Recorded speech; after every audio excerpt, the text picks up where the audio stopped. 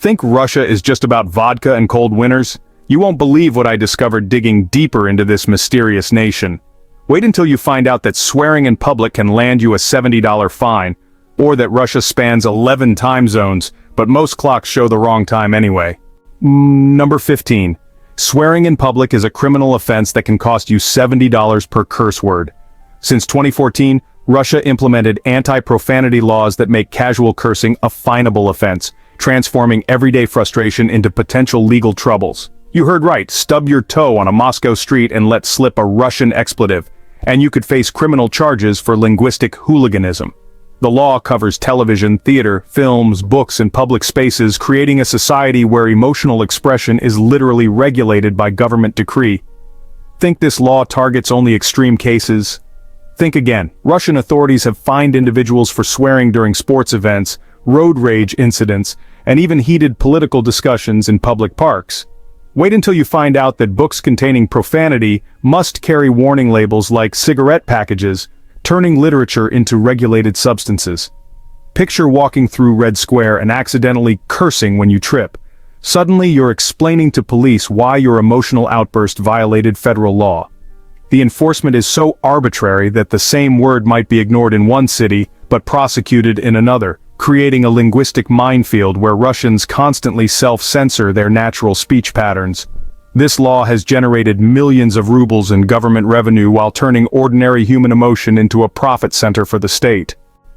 Number 14. Russia operates on 11 different time zones, but most public clocks display incorrect time because nobody maintains them.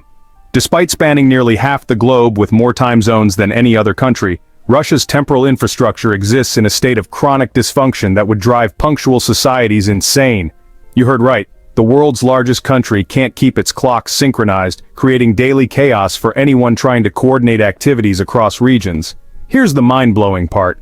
Many Russian cities have public clocks that haven't been updated in years, displaying times that can be anywhere from 30 minutes to several hours off, turning time-telling into a community guessing game. Wait until you find out that Russian train stations, airports, and government buildings often show different times on different clocks within the same facility, forcing travelers to rely on personal devices rather than official timepieces. Think Russia's technical expertise would solve this basic problem? Think again. The country that sends people to space can't maintain street clocks, creating surreal situations where rocket launches are precisely timed while citizens can't trust public time displays. Picture arriving at a Russian train station and seeing 4 different clocks showing 4 different times, then discovering that none of them match the actual departure schedule. This temporal chaos costs the Russian economy millions annually through missed meetings, delayed transportation, and general confusion. Yet fixing public clocks remains a low government priority compared to other infrastructure projects. Number 13. It's illegal to wear lace underwear, but only if you're a man and only in certain regions during specific lunar phases. Russia's obscure regional laws create a patchwork of bizarre regulations that even legal experts struggle to navigate, with some restrictions so specific they seem designed to confuse rather than govern. Sounds unbelievable, but several Russian oblasts maintain archaic dress codes that include gender-specific underwear restrictions, dating back to Soviet-era attempts to control personal expression through clothing regulations. You heard right? While Russian women can wear any undergarments they choose, men face potential legal consequences for certain fabric choices, creating a 2-tier lingerie legal system that defies modern gender equality principles. Here's the scary part. These laws remain technically enforceable, meaning overzealous local officials could theoretically prosecute violations, though enforcement remains extremely rare and usually politically motivated. Wait until you find out that similar laws exist regarding sock colors, hat styles, and even shoelace materials in various Russian regions, creating a secret legal code that most citizens don't know exists until they accidentally violate it. Think Russia's legal system focuses on serious crimes? Think again. The country maintains hundreds of micromanagement laws governing personal choices that would be considered private matters in democratic societies. Picture explaining to a Russian police officer why your choice of undergarments violates regional regulations. It's the kind of conversation that could only happen in a society where government control extends into the most intimate aspects of personal life. Number 12. Russian dating culture requires women to carry pepper spray But using it against aggressive men is considered more offensive than the harassment itself. Russia's contradictory approach to women's safety creates a social paradox where self-defense tools are encouraged but their usage is culturally condemned, leaving women in impossible situations regarding personal protection. You heard right, Russian society expects women to be prepared for danger while simultaneously judging them harshly for actually defending themselves, creating a victim-blaming culture disguised as protective advice.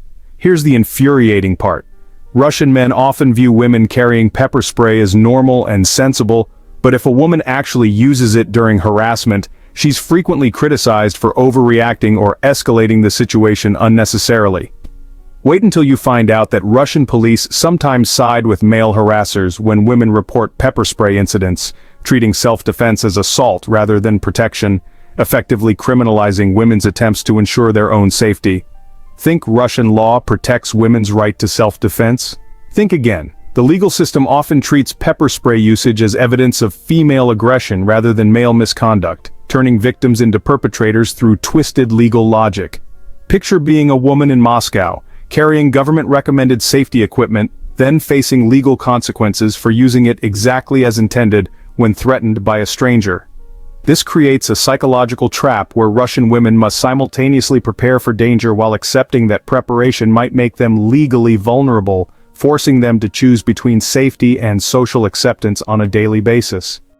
Number 11. Russia has more tigers than India, but they all live in freezing temperatures that should kill them instantly.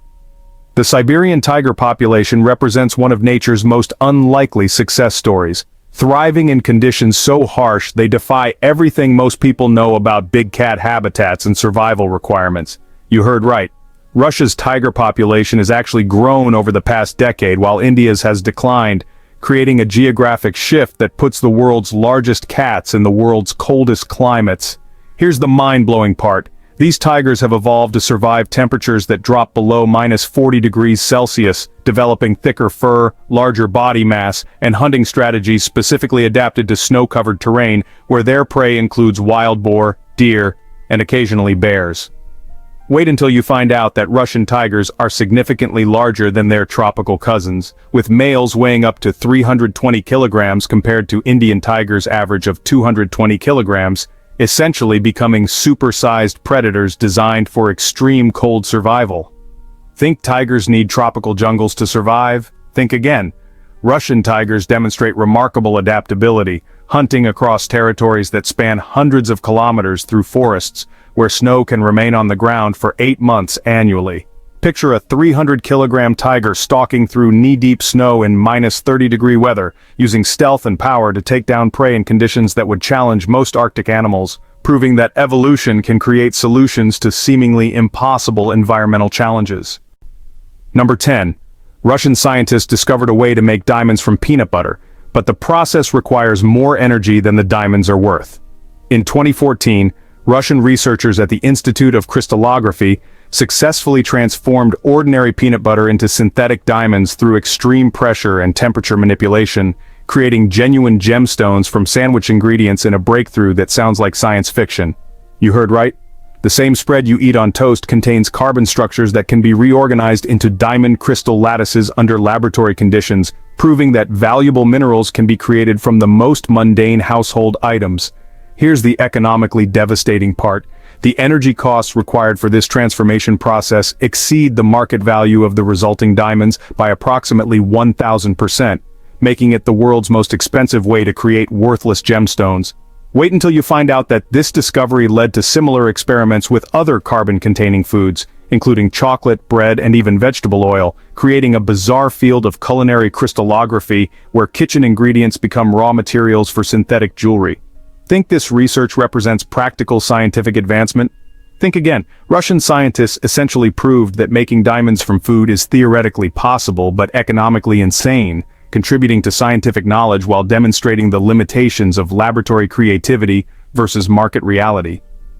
Picture explaining to investors that you've developed a revolutionary process for transforming $3 worth of peanut butter into $2 worth of diamonds using $500 worth of electricity, creating negative value through scientific precision.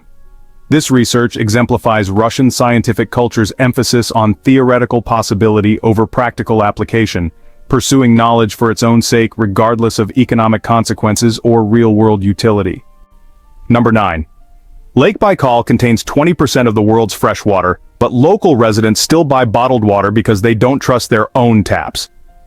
Despite sitting next to Earth's largest freshwater reservoir, containing more water than all the Great Lakes combined, Russians living near Lake Baikal demonstrate profound distrust of their local water infrastructure through purchasing habits that, honestly, just defy geographic logic. You heard right. Residents of Irkutsk and other Baikal region cities routinely buy imported bottled water while living beside the world's purest natural water source, creating one of history's most ironic examples of environmental abundance coexisting with consumer anxiety. Here's the mind-boggling part. Lake Baikal's water is so clean that scientists use it as a global standard for freshwater purity, yet local municipal systems are so unreliable that residents prefer processed water transported thousands of kilometers from distant sources. Wait until you find out that many Baikal region restaurants serve expensive European bottled water to tourists who specifically travel there to experience the world's cleanest lake, creating surreal dining situations where people pay premium prices for inferior water while surrounded by superior alternatives. Think Russia's natural resources translate into local benefits? Think again. The gap between resource wealth and infrastructure quality creates situations where citizens can't access their own country's natural advantages, forcing them to import substitutes for resources they literally live beside. Picture sitting in a Baikal lakefront restaurant, paying $5 for a bottle of French water while gazing at a lake containing 1/5 of Earth's freshwater, experiencing the disconnect between natural abundance and systemic dysfunction that defines much of Russian daily life. This situation demonstrates how political and infrastructure failures can render natural advantages useless, creating artificial scarcity in regions blessed with natural abundance. Number 8. Russian traffic police have quotas for bribes, and refusing to pay can result in more serious charges than the original violation. Russia's traffic enforcement system operates on an informal economy where corruption isn't just expected but systematically organized, with officers required to collect specific amounts of unofficial payments to maintain their positions. You heard right.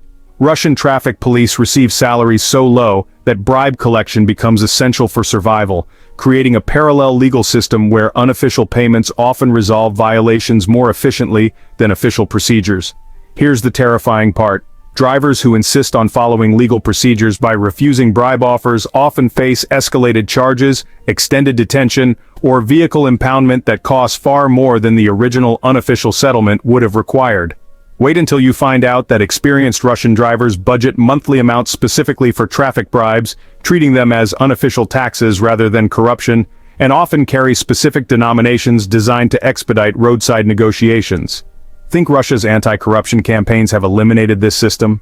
Think again. While high-level corruption receives media attention, street-level traffic bribery continues operating as before, with officers simply becoming more discreet about collection methods and payment processing. Picture being stopped for a minor traffic violation in rural Russia and discovering that refusing a $20 bribe results in $500 in official fines, plus days of bureaucratic procedures to retrieve your confiscated vehicle, forcing you to choose between principles and practicality. This system creates a daily moral dilemma for millions of Russian drivers who must decide whether to participate in corruption or face disproportionate legal consequences, turning routine traffic stops into ethical tests that, honestly, most people fail for economic reasons. Number 7. Russia spans 11 time zones, but train schedules nationwide run on Moscow time, creating mathematical nightmares for travelers. The Trans-Siberian Railway operates according to Moscow Standard Time across the entire 9,289-kilometer route, ignoring local time zones and creating scheduling confusion that transforms train travel into an exercise in temporal mathematics.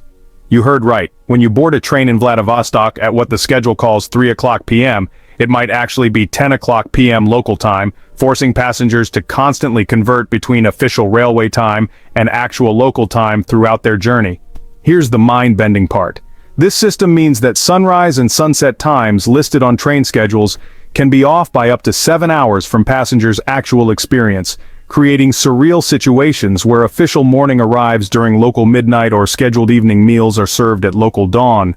Wait until you find out that Russian railway workers must memorize complex time conversion charts to communicate with local communities, essentially functioning as human time zone calculators while managing transportation logistics across a continent-sized country. Think this system simplifies travel planning? Think again. Passengers frequently miss connections, arrive at destinations during closed business hours, or struggle to coordinate with local contacts because railway schedules exist in a parallel temporal universe divorced from geographic reality. Picture trying to explain to a hotel in Irkutsk that your train arrives at Moscow midnight when you actually need to know what time that represents in local Irkutsk hours to determine if you'll be checking in during normal business hours or waking up night staff. This temporal disconnect costs the Russian economy millions annually through missed connections, scheduling confusion, and the administrative overhead required to maintain two parallel time systems for railway operations versus local activities. Number 6. Russian apartment buildings legally require residents to shovel snow from their own balconies onto the street below, regardless of pedestrian safety. Russian housing laws create a bizarre snow removal obligation that transforms private balconies into potential weapons during winter months, forcing residents to choose between legal compliance and public safety on a daily basis.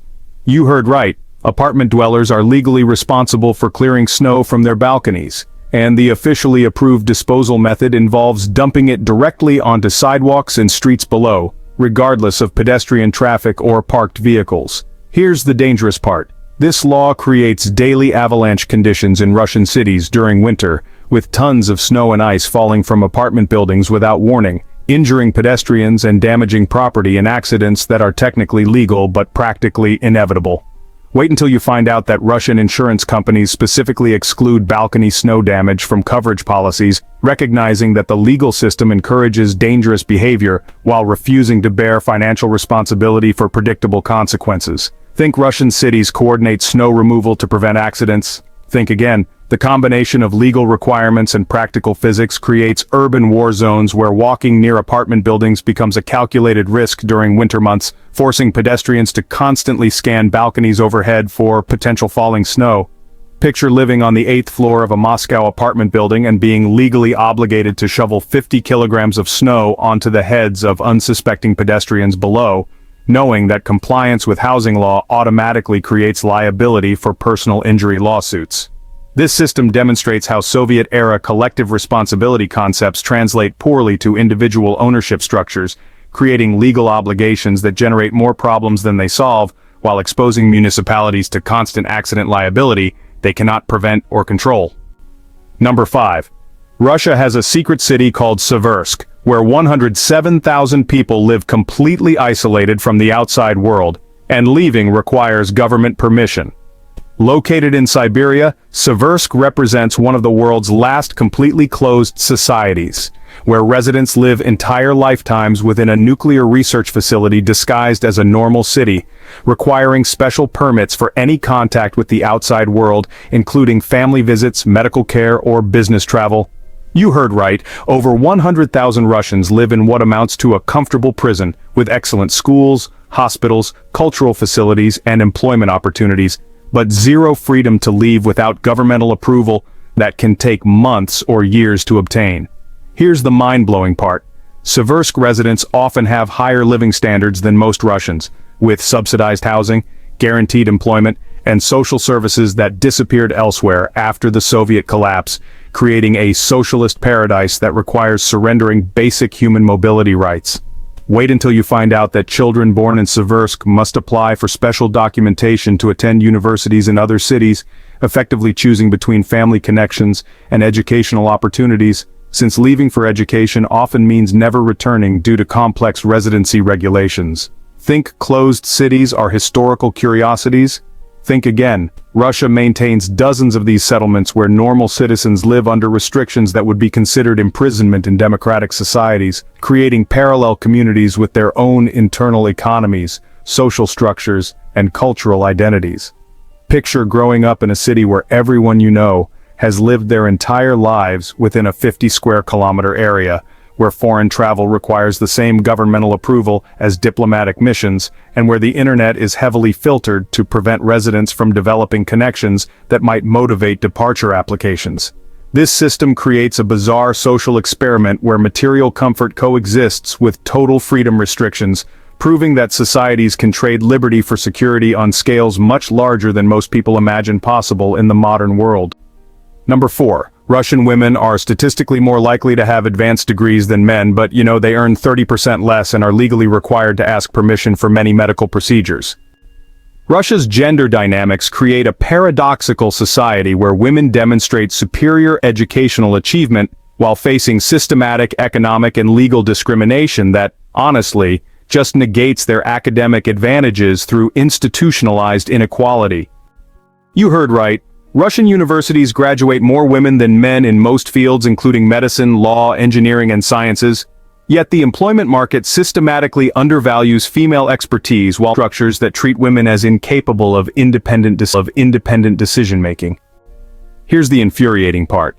Russian women with master's degrees and doctoral qualifications routinely earn less than men with high school educations in equivalent positions, creating an inverse relationship between education and compensation that really punishes academic achievement when combined with female gender. Wait until you find out that Russian law requires married women to obtain spousal consent for certain medical procedures, including some surgeries and reproductive health care, effectively treating highly educated professionals as legal minors when it comes to personal health decisions. Think Russian society values education equally regardless of gender? Think again. The country produces brilliant female scientists, doctors, and engineers, then systematically prevents them from earning compensation or making decisions commensurate with their qualifications, wasting human capital on a massive scale through institutionalized discrimination. So just imagine being a Russian woman with a PhD in nuclear physics, but still needing your husband's written permission just to have surgery. On top of that, you're earning less than male colleagues who, honestly, never even finished university. It's a daily reminder that no matter how high your academic achievements, you really can't overcome the systemic gender bias that's just embedded in both the law and the culture. This whole situation leads to, brain drain, where Russia's most educated women end up emigrating to countries that actually value their qualifications. In the process, Russia loses out on crucial intellectual capital and unfortunately keeps perpetuating cycles of underachievement in important sectors, especially where female expertise could really drive economic growth and innovation. Number 3. Russia's internet is, interestingly enough, both the most surveilled and the most easily circumvented in the world. This creates a digital cat-and-mouse game that involves millions of people every single day. The Russian government spends billions annually on sophisticated internet monitoring systems, while Russian citizens demonstrate equal creativity in circumventing these controls. It's really become a technological arms race, where surveillance capabilities are matched by evasion techniques in real-time digital warfare. You heard right. Russia operates one of the world's most comprehensive internet surveillance programs, while simultaneously producing more VPN users, encrypted communication adopters, and digital anonymity experts per capita than any other nation. This basically turns internet usage into a daily act of technological rebellion. Here's the mind-bending part. Russian programmers often work for government agencies developing surveillance software during the day, while moonlighting on circumvention technologies at night. This creates the surreal situation where the same individuals actually build both sides of the digital control equation. Wait until you find out that Russian universities teach cybersecurity courses that explicitly cover both surveillance techniques and evasion methods, producing graduates who understand digital oppression and digital freedom with equal expertise, then enter job markets where they might apply either skill set depending on employment opportunities. Think internet controls limit Russian digital activity? Think again. Russia has some of the world's most active online communities, creative digital content producers, and innovative technology developers, proving that attempted censorship often stimulates rather than suppresses digital innovation and engagement. Imagine, if you will, Russian teenagers casually using advanced encryption tools that would challenge even the most seasoned cybersecurity professionals in other countries. They treat digital privacy as a basic life skill, all while their government invests millions in surveillance systems that, surprisingly, are defeated by high school students within just hours of implementation. This scenario fosters a unique digital culture where technical sophistication is democratically distributed among ordinary citizens. These individuals view circumventing government controls as both a form of entertainment and a necessity, effectively turning internet freedom into a participatory sport. It's a game played by millions of Russians each and every day. Number 2. Russia boasts more nuclear weapons than any other country, yet it can't seem to prevent regular power outages in its major cities. This creates the ultimate contradiction between military power and civilian infrastructure, highlighting a stark contrast in priorities. Despite maintaining the world's largest nuclear arsenal with over 6,000 warheads representing, the pinnacle of military technology, Russia's electrical grid suffers from chronic instability that leaves millions without power during routine weather events. This really showcases the extreme disconnect between their strategic capabilities and basic services. You heard right, the country that could theoretically end civilization through nuclear warfare can't keep the lights on in Moscow during winter storms. It's a daily reminder that military supremacy just doesn't translate to civilian quality of life or, honestly, even basic infrastructure reliability. Here's the absurd part. Russian nuclear facilities maintain perfect power supplies and backup systems, while neighboring cities experience rolling blackouts. This just goes to show that Russia obviously possesses the technical knowledge and resources for reliable electricity, but they reserve them exclusively for military applications rather than, civilian needs. Wait until you find out that Russian missile systems receive billions in maintenance funding annually, while electrical infrastructure receives minimal investment, creating a society where weapons work flawlessly, while basic utilities fail regularly, forcing citizens to choose between national pride and personal comfort. Think Russia's technical expertise ensures reliable public services? Think again. The same engineers who maintain intercontinental ballistic missiles capable of precise targeting across continents cannot prevent neighborhood power failures that occur multiple times per month in major Russian cities.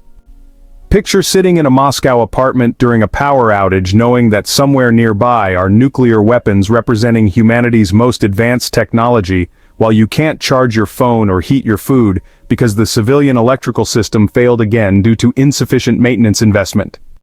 This creates daily cognitive dissonance for Russians who live with the knowledge that their country possesses ultimate military power while experiencing third-world infrastructure reliability, proving that strategic priorities can create societies with godlike destructive capabilities alongside medieval living conditions for ordinary citizens.